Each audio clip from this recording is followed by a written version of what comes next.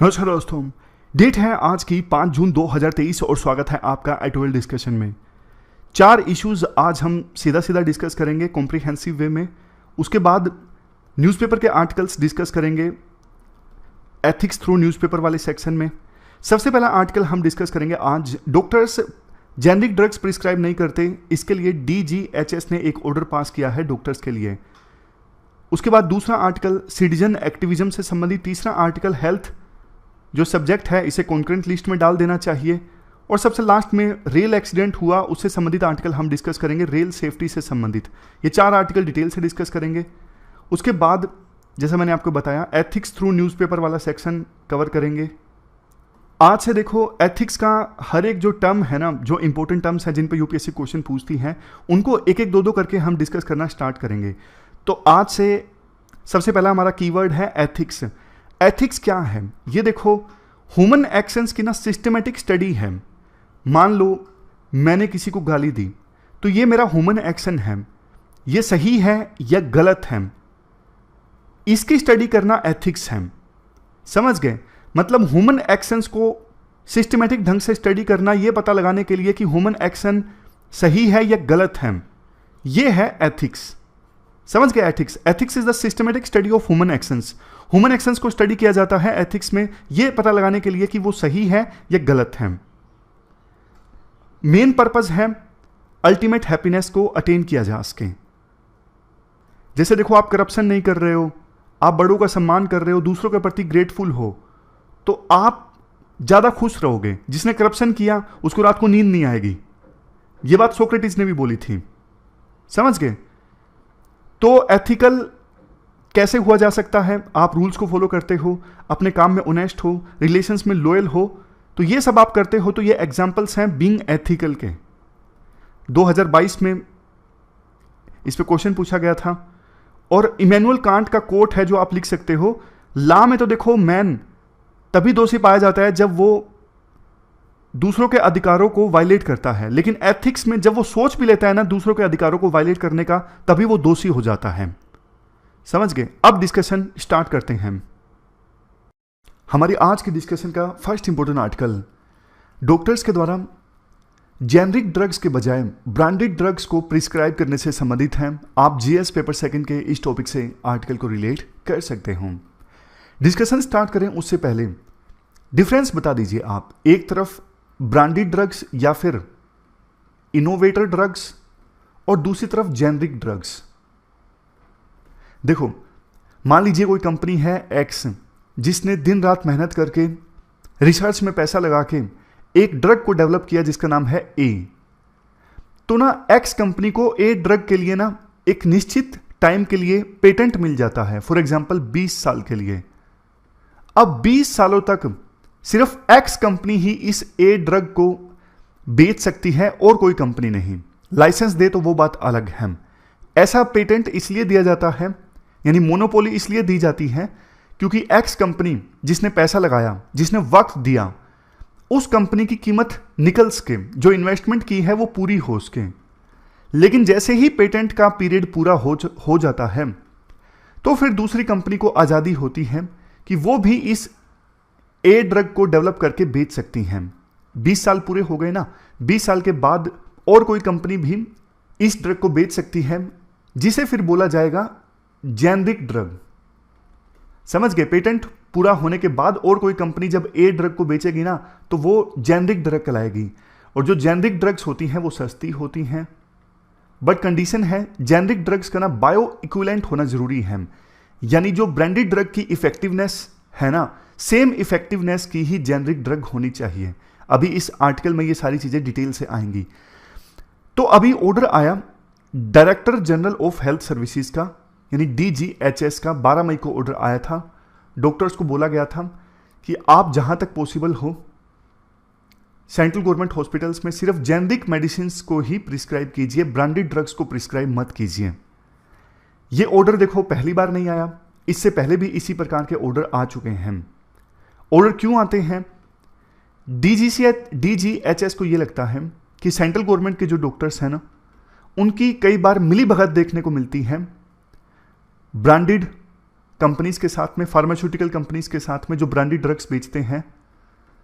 तो मिली भगत के कारण डॉक्टर्स को जहां रिश्वत मिलती है, गिफ्ट मिलते हैं, इसीलिए वो ब्रांडेड ड्रग्स को प्रिस्क्राइब करते हैं और जेनरिक ड्रग्स को प्रिस्क्राइब नहीं करते हैं। लेकिन इसकी वजह से प्रॉब्लम आती है गरीब लोगों को, क्योंकि ब्रांडेड ड्रग्स महंगी आती हैं और जेनरिक मेडिसिन सस्ती आती हैं। राइटर कहते हैं देखो, DGHS को ना एक सर्वे करवा लेना चाहिए था कि आखिरकार डॉक्टर्स ब्रांडेड ड्रग्स को क्यों प्रिस्क्राइब करते हैं, जेनरिक ड्रग्स को प्रिस्क्राइब करने से हिचकिचाते क्यों हैं। अब फैक्टर्स की बात करते हैं। सबसे पहला फैक्टर जिसकी वजह से डॉक्टर्स जेनरिक ड्रग्स को रेकमेंड नहीं करते हैं वो है बायो इक्विलेंस। बायो इक्विलेंस का क्या मतलब होता है? देखो, बायो इक्विलेंस का मतलब यह होता है जो ब्रांडेड ड्रग की इफेक्टिवनेस थी ना, फॉर एग्जांपल हमने लिया था ए ड्रग का, ए ड्रग की जो इफेक्टिवनेस है ना कि ब्लड स्ट्रीम में जाके जिस प्रकार का इंपैक्ट ये बॉडी में लाएगी, जिस इफेक्टिवनेस के साथ काम करेगी, इवन जेनरिक मेडिसिन की भी उतनी ही इफेक्टिवनेस होनी चाहिए। ब्रांडेड ड्रग की तरह जेनरिक ड्रग भी जब ब्लड में मिलेगी तो सेम इफेक्ट, सेम इंपैक्ट लाना होगा जेनरिक मेडिसिन को, तब जाके उसे बायो इक्विवेलेंट माना जाएगा ब्रांडेड ड्रग के। अब इसके लिए ना टेस्ट भी होता है, जेनरिक ड्रग बायो इक्विवेलेंट है या नहीं है, उसके लिए टेस्ट होता है।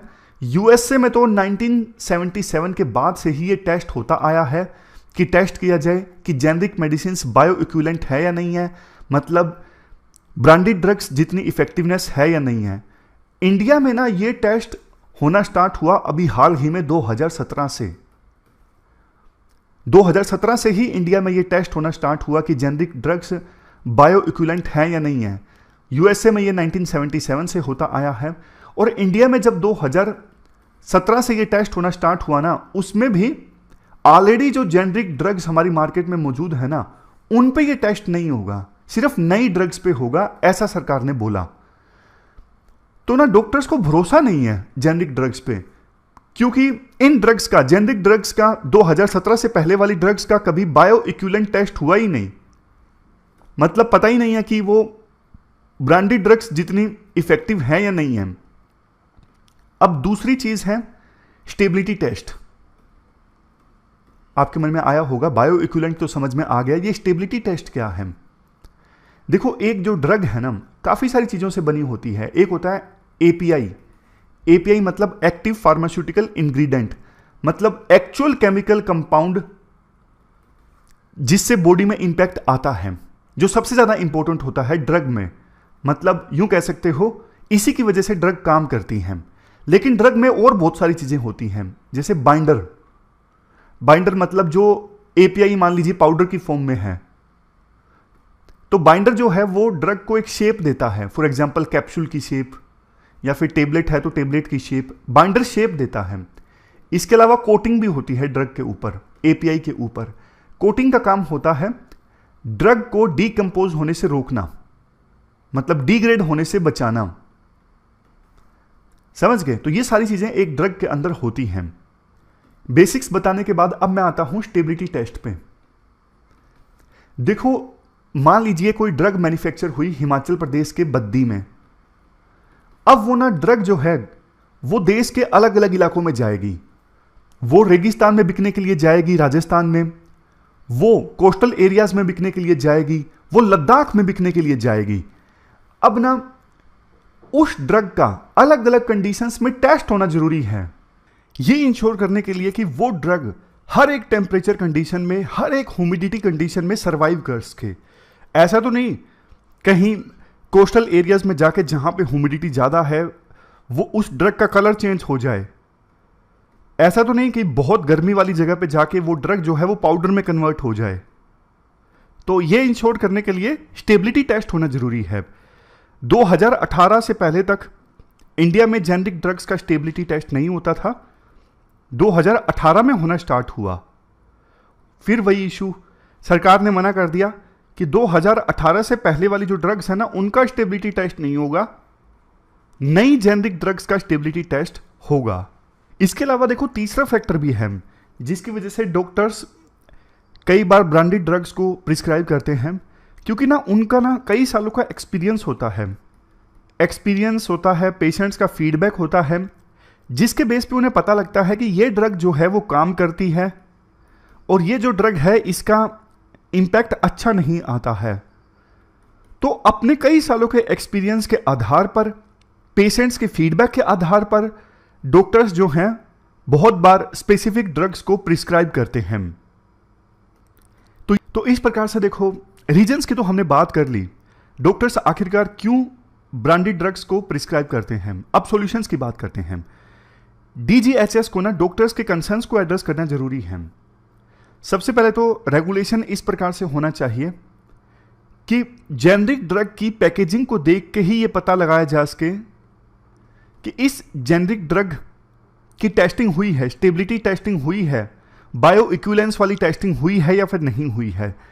पैकेजिंग से ही समझ में आ जाए कि जेनरिक ड्रग जो है बायो इक्विवेलेंट है, स्टेबल है या फिर नहीं है। तो डॉक्टर्स को पता लग जाएगा ये जेनरिक ड्रग जो है वो बायो इक्विवेलेंट है, स्टेबल है, इसलिए बिना डर के इसे प्रिस्क्राइब किया जा सकता है। इससे ना डॉक्टर्स का जो कॉन्फिडेंस है वो जेनरिक ड्रग्स में और ज़्यादा बढ़ेगा, पब्लिक इंटरेस्ट सर्व होगा। डॉक्टर्स को एक्शन की धमकी देके उनको बोलना कि जेनरिक ड्रग्स को प्रिस्क्राइब करो अदरवाइज आपके खिलाफ एक्शन लिया जाएगा, इससे देखो बल्कि नुकसान हो जाएगा। पेशेंट्स की जो वेलफेयर है वो परमो धर्म होता है डॉक्टर्स का। तो डॉक्टर्स का जब तक जेनरिक ड्रग्स में विश्वास नहीं होगा वो खुले दिल से फिर पेशेंट्स को जेनरिक ड्रग्स रेकमेंड नहीं करेंगे। तो ये पूरा आर्टिकल हमने डिस्कस किया। चलते हैं आगे हम बढ़े उससे पहले इस आर्टिकल पर आधारित क्वेश्चंस देख लीजिए। इस क्वेश्चन का आंसर आपको लास्ट में मिल जाएगा। अभी आप अटेम्प्ट करके देखिए, स्लाइड को पोज करके, वीडियो को पोज करके, और लास्ट में जब हम समरी देखेंगे तब आपको आंसर मिल जाएगा। अटेम्प्ट जरूर कीजिएगा, कमेंट जरूर कीजिएगा, बाद में पता लग जाएगा आपने सही आंसर किया या फिर नहीं किया। ये मेंस का क्वेश्चन है। Discuss the challenges associated with the prescription of generic medicines. Generic medicines के प्रिस्क्रिप्शन में इंडिया में क्या चैलेंजेस आते हैं उन्हें डिस्कस करना है और इसका क्या इंपैक्ट होता है हेल्थ केयर सिस्टम पे। इन चैलेंजेस के लाइट में आप ये भी बताइए, एग्जामिन कीजिए क्या गवर्नमेंट को मेजर्स लेने चाहिए ताकि उन कंसर्न्स को एड्रेस किया जा सके। 250 वर्ड्स में आपको इस क्वेश्चन का आंसर देना है। इसके बाद नेक्स्ट आर्टिकल हमारे देश में सिटीजन एक्टिविज्म से संबंधित है। आप जीएस पेपर सेकंड के इस टॉपिक से आर्टिकल को रिलेट कर सकते हो। क्या कंटेस्ट है? देखो, कुछ समय पहले तक जंतर मंतर पर रेसलर्स प्रोटेस्ट कर रहे थे। रेसलिंग फेडरेशन के जो अध्यक्ष हैं ब्रिजभूषण शरण सिंह, उनके खिलाफ। बाद में जब 28 मई को पार्लियामेंट की नई बिल्डिंग का इनाग्रेशन था तो रेसलर्स नई पार्लियामेंट की बिल्डिंग की तरफ बढ़ रहे थे। पुलिस ने रोका उन रेसलर्स को, काफ़ी धक्का मुक्की हुई। तो वैसे देखो, ये जो चीज़ें हैं ना, ये कायदे से इनका बहुत ज़्यादा क्रिटिसिज्म होना चाहिए था। लोगों को सड़कों पर आना चाहिए था सरकार के अगेंस्ट प्रोटेस्ट करने के लिए। जैसा कि 10 साल पहले जब निर्भया केस हुआ था ना दिसंबर 2012 में, किस प्रकार से सभी तबकों के लोग, खास करके मिडिल क्लास के लोग सड़कों पर आ गए थे। लेकिन इस बार ऐसा कुछ नहीं है। इवन रेसलर्स ने रेसलिंग फेडरेशन के अध्यक्ष के अगेंस्ट सेक्सुअल हरासमेंट का भी आरोप लगाया है, लेकिन फिर भी जनता का इतना ज़्यादा साथ नहीं मिल पा रहा है। ऐसा क्यों? अब डिटेल में जाते हैं राइटर। देखो, जनरली जो सिटीजन एक्टिविज्म है ना, वो मिडिल क्लास के बिना अधूरा है। मिडिल क्लास का होना जरूरी है, समाज के सभी तबकों का होना जरूरी है, जिसमें सबसे मेन है मिडिल क्लास। अब राइटर थोड़ा इतिहास में जाते हैं। आज़ादी से पहले ना अलग अलग सिटीज में मिडिल क्लास का एक्टिविज्म देखने को मिलता था। बहुत सारे एसोसिएशनल ग्रुप्स बने हुए थे जिनको सामान्यतः लीड किया जाता था उसी सिटी के किसी वेल्दी पर्सन के द्वारा। लेकिन जैसे ही देश आजाद हुआ ना, मिडिल क्लास के जो रिप्रेजेंटेटिव थे उनको पावर मिल गई, वो सरकार में शामिल हो गए, वो पॉलिटिक्स में शामिल हो गए। तो मिडिल क्लास की तरफ से जो एक्टिविज्म था ना, कि सरकार से बाहर रह के सरकार का विरोध करना, as a citizen group issue पर संघर्ष करना, प्रोटेस्ट करना या फिर किसी चीज की डिमांड करना, वो मिडिल क्लास का एक्टिविज्म नेहरूवियन ईरा में खत्म सा हो गया, क्योंकि मिडिल क्लास के रिप्रेजेंटेटिव शामिल हो गए सरकार में, शामिल हो गए पॉलिटिक्स में। अब जो पर्सन पॉलिटिक्स में शामिल हो जाएगा वो एज ए सिटीजन एक्टिविज्म नहीं शो करेगा ना, वो अपनी पार्टी में एक्टिविटीज को इंक्रीज करेगा। फिर इसके बाद देखो 1990s में लिबरलाइजेशन के बाद कई सारे मूवमेंट्स चले, जैसे नर्मदा बचाओ आंदोलन जिसमें मेधा पाटकर ने पार्टिसिपेट किया, इवन आमिर खान ने पार्टिसिपेट किया। उन आंदोलनों, उन मूवमेंट्स में भी ना मिडिल क्लास का ज्यादा पार्टिसिपेशन नहीं रहा, वो सेलिब्रिटी ड्रिवन मूवमेंट्स थी। अंत में वो मूवमेंट फेल हो गई। बाद में देखो जब यूपीए की सरकार थी ना, तब मिडिल क्लास का रिसर्जेंस देखने को मिला। यहां पर देखो यूपीए की सरकार के दौरान हमने अर्बन मिडिल क्लास का एक्टिविज्म देखना स्टार्ट किया, क्योंकि देखो मिडिल क्लास जो है ना यूपीए की सरकार के दौरान फ्रस्ट्रेट हो रही थी कि विभिन्न पॉलिटिकल पार्टीज वोट बैंक की पॉलिटिक्स कर रही हैं, मास बेस्ड पॉलिटिक्स कर रहे हैं अपने अपने फायदों के लिए, और हमें इग्नोर कर दिया गया है। फिर 2012 में जब निर्भया केस हुआ तो किस प्रकार से लाखों लोग सड़कों पर आ गए। वो किसी एक सेक्शन से नहीं थे, लेकिन मेन जो उसमें करंट लेके आया ना, वो लेके आया मिडिल क्लास। मिडिल क्लास एक प्रकार से ना मोरल कंपास का काम करता है। मिडिल क्लास किस चीज को मोरल या फिर इमोरल मानता है, इस चीज का देखो बाकी सेक्शंस पर भी इंपैक्ट देखने को मिलता है। अब देखो 2014 के बाद क्या हुआ, बीजेपी ने ना मिडिल क्लास के स्पेस को कैप्चर कर लिया। इसका मतलब यह है जैसे मिडिल क्लास के द्वारा नेशनलिज्म को पसंद किया जाता है, बीजेपी ने अपनी पॉलिसीज में नेशनलिज्म को शो किया। मिडिल क्लास के द्वारा मान लीजिए हिंदुइज्म को पसंद किया जाता है, बीजेपी ने अपनी पॉलिसीज में हिंदुइज्म को तवज्जो दी। तो इसका इंपैक्ट यह हुआ मिडिल क्लास ज्यादा इंक्लाइंड हो गया बीजेपी की तरफ, और बीजेपी मिडिल क्लास के वो लोग जो इंडिपेंडेंट होकर राय रखते हैं, ऐसे लोगों की संख्या काफी कम हो गई जो इंडिपेंडेंट अपनी ओपिनियन बनाते हैं। यह एक रीजन है कि देखो 2012 में जब अन्ना आंदोलन हुआ, अन्ना हजारे ने जो मूवमेंट चलाई, उसमें मिडिल क्लास ने बढ़ चढ़ के पार्टिसिपेट किया, बहुत जबरदस्त वो आंदोलन था। लेकिन अब चूंकि रेसलर्स जब प्रोटेस्ट कर रहे हैं तो फिर उतना इंपैक्ट नहीं है, क्योंकि मिडिल क्लास इसमें शामिल नहीं है। अब देखो राइटर कहते हैं सरकार ने कृषि कानूनों को वापस लिया ना। अब कहने को सभी सेक्शंस उसमें पार्टिसिपेट कर रहे थे, लेकिन एग्जाम्पल के तौर पे हरियाणा में सबसे जो मेन पार्टिसिपेशन था ना, वो जाट कम्युनिटी का था। और अभी भी जो रेसलर्स का प्रोटेस्ट है ना, वो ऑल इंक्लूसिव नहीं है, इसी वजह से कम इंपैक्ट देखने को मिल रहा है। इसलिए कंक्लूजन में यह कहा जाता है कि रेसलर्स का जो प्रोटेस्ट है वो क्लैरिफाई करता है कि सुपरफिशियल सेलिब्रिटी डिपेंडेंट मॉडल जो है सिविल सोसाइटी एक्टिविज्म का, वो सफल नहीं होने वाला है। अगर सिविल सोसाइटी के एक्टिविज्म को सफल बनाना है ना, सभी सेक्शंस का शामिल होना जरूरी है, अपील होनी चाहिए सभी सेक्शन से, सेगमेंटल लॉयल्टी नहीं होनी चाहिए, यानी पर्टिकुलर सेक्शन के अगेंस्ट लॉयल्टी, और वो प्रोटेस्ट पे उतर आए हैं। जब लगेगा ना जनता को कि ये जो प्रोटेस्ट है किसी एक सेक्शन का है, तो फिर वो पार्टिसिपेट नहीं करते। तो ये पूरा आर्टिकल हमने डिस्कस किया, चलते हैं आगे। इसके बाद नेक्स्ट आर्टिकल हेल्थ सेक्टर से संबंधित है। आप जीएस पेपर सेकंड के इस टॉपिक से आर्टिकल को रिलेट कर सकते हो।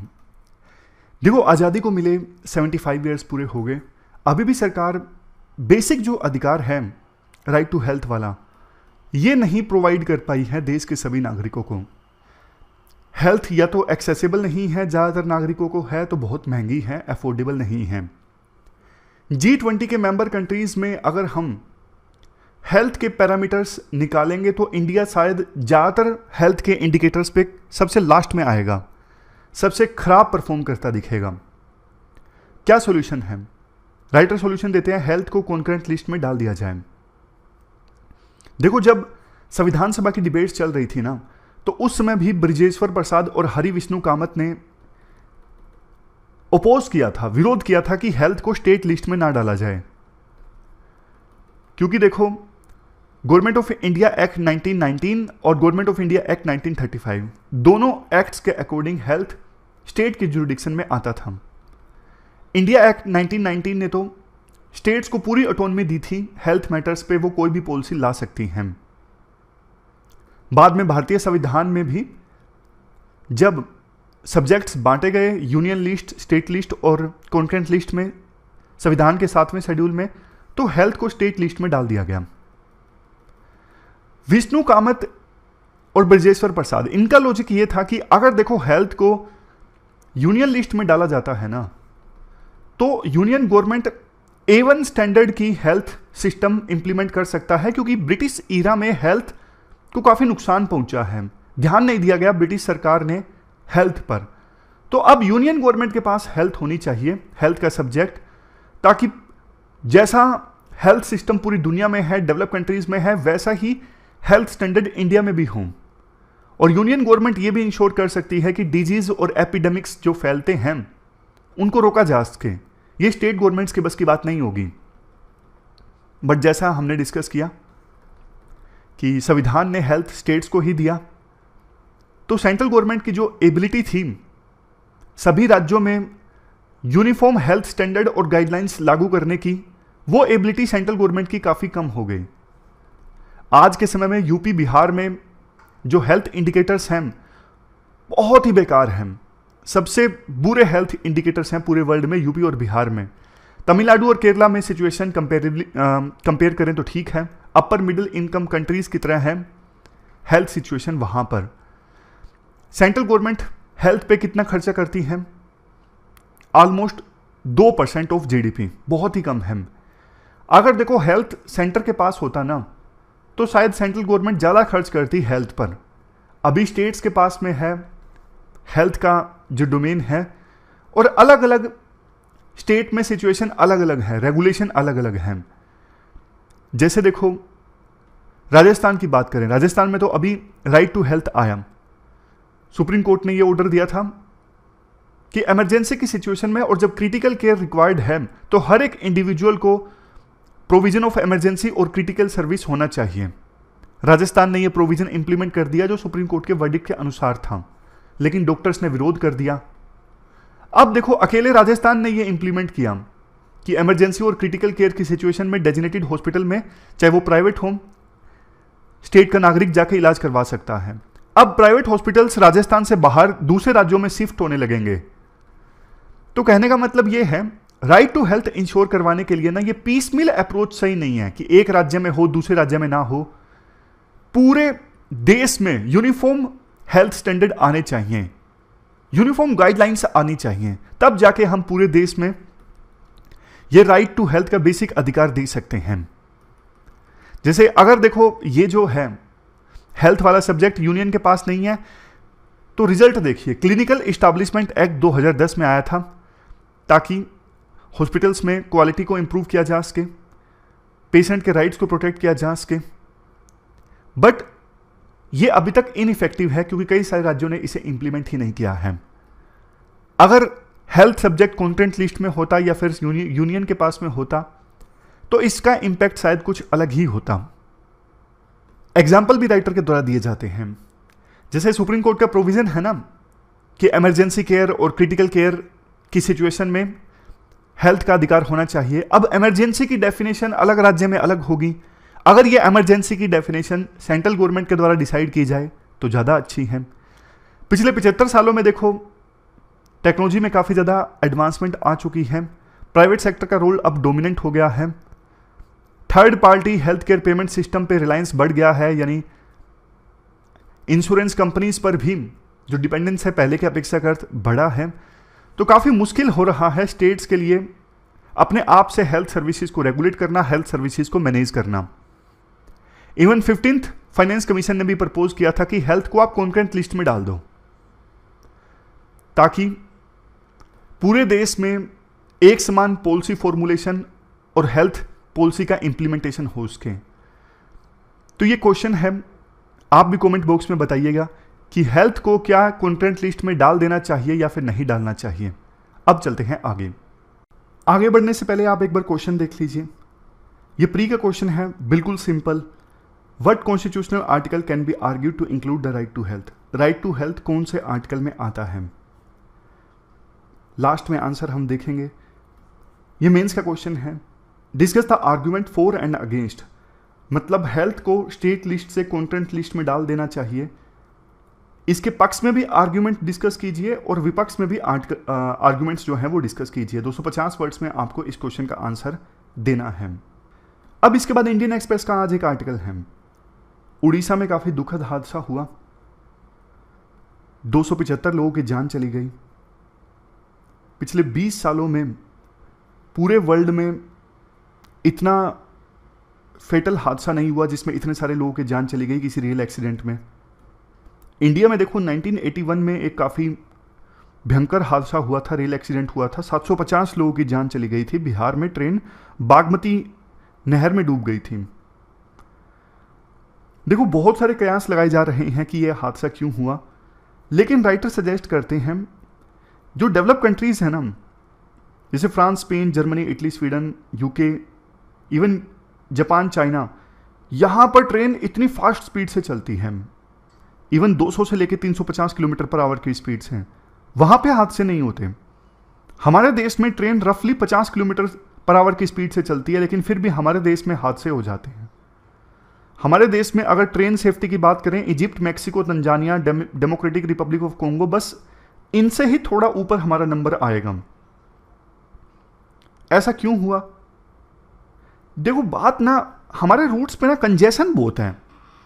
हमारे देश में जो रेल नेटवर्क बिछा ना 98% तो अंग्रेजों ने बिछाया था। न्यूयॉर्क टाइम्स का कल का ये आर्टिकल है, हालांकि मुझे नहीं लगता कि 98% वाला आंकड़ा सही है, लेकिन इतना जरूर है कि ज्यादातर हमारे देश में जो रेल नेटवर्क है ना वो अंग्रेजों के द्वारा ही बिछाया गया है। आप यहां पर देखो 1950 में टोटल रेल लेंथ चाइना में थी 21,800 किलोमीटर और इंडिया में थी 53,596 किलोमीटर। अब देखो हुआ क्या है, करंटली इंडिया में सिर्फ रेल लेंथ हो पाई है 68,100 किलोमीटर। पिछले 75 ईयर्स में सिर्फ 15,000 किलोमीटर की रेल लेंथ हम बिछा पाए हैं, रेल लाइन बिछा पाए हैं। और चाइना की 1950 में 21,800 किलोमीटर की रेल लाइन थी, अब बढ़ के हो चुकी है 1,55,000। यानी चाइना ने तो कम से कम 8 गुना के आसपास रेल लाइन बिछा दी है, जो कि उनकी थी 1950 में। चाइना ने 2 फेसेस में काम किया। पहले तो उनकी एग्जिस्टिंग जो लाइन थी 1997 तक की, चाइना ने उसे रेनोवेट किया ताकि हाई स्पीड मतलब तेजी से चलने वाली जो रेल है उसके अनुकूल रेल लाइन को बनाया जा सके। उसके बाद उन्होंने नई जो रेल लाइन बिछाई वो हाई स्पीड रेल के हिसाब से बिछाई। बट देखो इंडिया में क्या है कि नई नई रेल तो चलती है, नई नई ट्रेन चलती हैं, लेकिन वही रूट है, रेल लाइन भी वही है। नई रेल लाइन इंडिया में नहीं बिछाई जा रही है। ऑलरेडी जो रेल लाइन है बहुत ज्यादा कंजेस्टेड है। रेलवे का जो कंट्रीब्यूशन है ना हमारे देश के ट्रैफिक में वो घटता जा रहा है। अब लोग ज्यादा रिलाई कर रहे हैं एविएशन सेक्टर पे, रोड सेक्टर पे, क्योंकि वहां पे बहुत इनोवेशन आ रहा है, इंफ्रास्ट्रक्चर वहां पे बहुत तेजी से बढ़ा है। नए नए एयरपोर्ट्स खुल गए हैं, नई एयरलाइंस आ गई हैं, हालांकि फेल भी हो जाती हैं, जैसे गो एयर अभी फेल हो गई।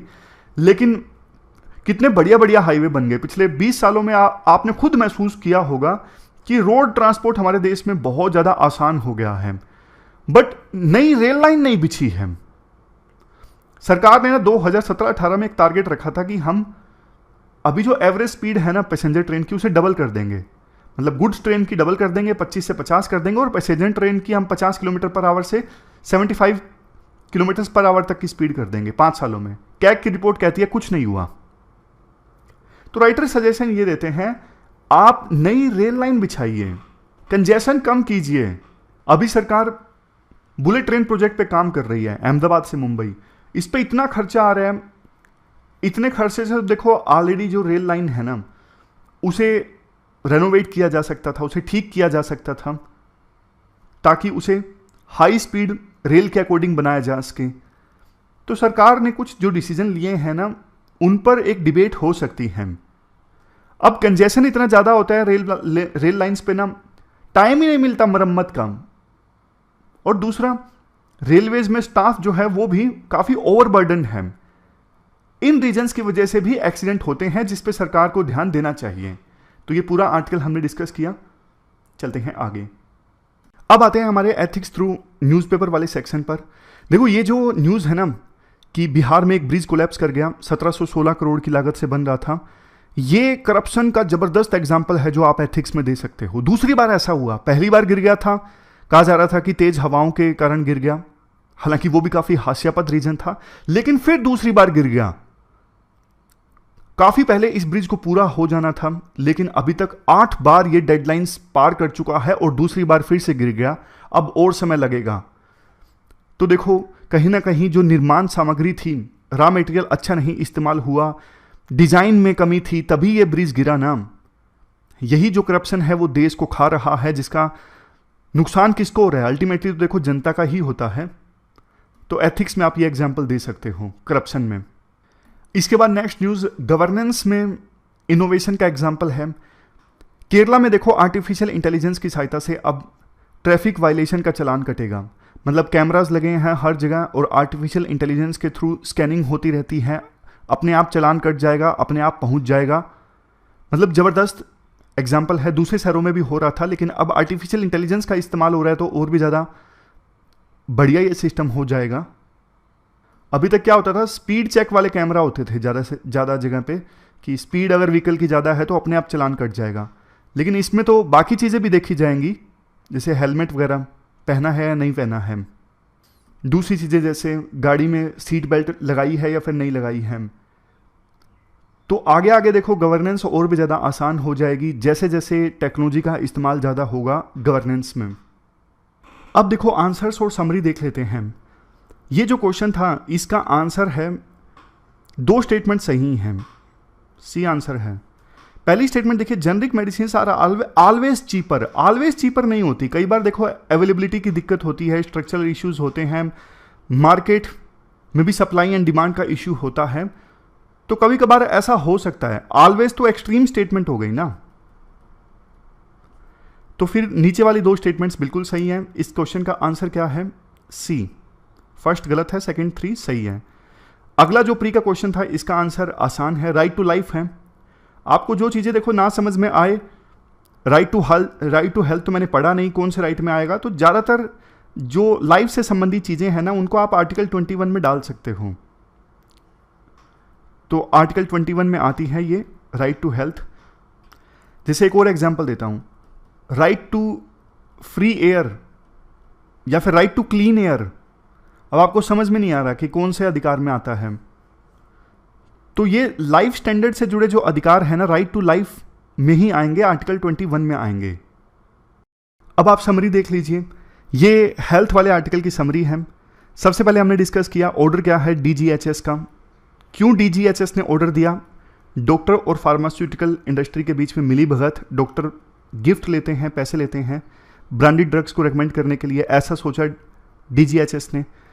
उसके बाद में हमने डिस्कस किया रीजंस क्या हैं, क्यों डॉक्टर्स आखिरकार जेनरिक मेडिसिन प्रिस्क्राइब नहीं करते। सबसे पहले लैक ऑफ ट्रस्ट नहीं है डॉक्टर्स का। बायो इक्विवेलेंस टेस्टिंग सिर्फ 2017 में होनी स्टार्ट हुई, स्टेबिलिटी टेस्टिंग सिर्फ 2018 में स्टार्ट हुई। पेशेंट का फीडबैक इंपॉर्टेंट है, उसके बेस पे डॉक्टर से रिकमेंड करते हैं। गवर्नमेंट को क्या करना चाहिए, डॉक्टर से कंसर्न्स एड्रेस करने चाहिए। जो रेगुलेशंस हैं बायो इक्विवेलेंस और स्टेबिलिटी टेस्टिंग के और अच्छे होने चाहिए। रिट्रोस्पेक्टिव भी इंप्लीमेंट किया जाए, यानी 2017 से पहले कि जो ड्रग्स हैं उन पे भी बायो इक्विवेलेंस के रूल लागू होने चाहिए। वे फॉरवर्ड कॉन्फिडेंस बिल्ड करना जरूरी है जेनरिक मेडिसिन में, और फोकस होना चाहिए पब्लिक इंटरेस्ट, और कोलैबोरेशन होना चाहिए डीजीएचएस एंड डॉक्टर्स के बीच में। अब रेलवे वाले आर्टिकल की समरी देख लीजिए। हादसा हुआ उड़ीसा में, एक्सीडेंट का रिकॉर्ड कंपेयर किया जाता है दूसरे देशों के साथ। इंडिया में ज़्यादा एक्सीडेंट होते हैं, डेवलप कंट्रीज़ में नहीं होते। रेल सेफ्टी की इंपॉर्टेंस काफ़ी ज़्यादा है। फिर हमने डिस्कस किया इंडिया में स्लो स्पीड है फिर भी ज़्यादा हादसे होते हैं, सेफ्टी मेजर्स को इंप्रूव करने की आवश्यकता है। मिशन रफ्तार के बारे में हमने डिस्कस किया था कि सरकार ने लक्ष्य रखा था कि गुड्स ट्रेन मालगाड़ियों की स्पीड दुगना की जाएगी, पैसेंजर ट्रेन की 1.5 टाइम्स की जाएगी, लेकिन असफल साबित हुआ। कंजेशन अभी भी बहुत ज़्यादा है रूट्स पे। चाइना के कंपैरिजन में बहुत कम रेलवे लाइन हम बिछा पाए हैं, और ऑलरेडी जो रेल रूट्स हैं उनकी रीवैम्पिंग भी नहीं हो पाई है, मतलब उन्हें हाई स्पीड ट्रेन्स के अकॉर्डिंग नहीं बनाया जा सका है। फिर ये कुछ पॉइंट्स जो काफ़ी डीप में जाके थे, जो इतने ज़्यादा यूजफुल नहीं लगे। ये लास्ट वाला इंपॉर्टेंट है, इंफ्रास्ट्रक्चर चैलेंजेस को इफेक्टिवली एड्रेस किया जाए। डेडिकेटेड फ्रीट कॉरिडोर जो जिन पे काम चल रहा है, जैसे Delhi Mumbai dedicated freight corridor, उन्हें जल्द से जल्द कंप्लीट किया जाए। और अल्ट्रा हाई स्पीड लाइन्स जैसे बुलेट ट्रेन जो है, इसका प्रोजेक्ट है, इसे फिर से रिकंसिडर किया जाए, रीवैल्यूएट किया जाए।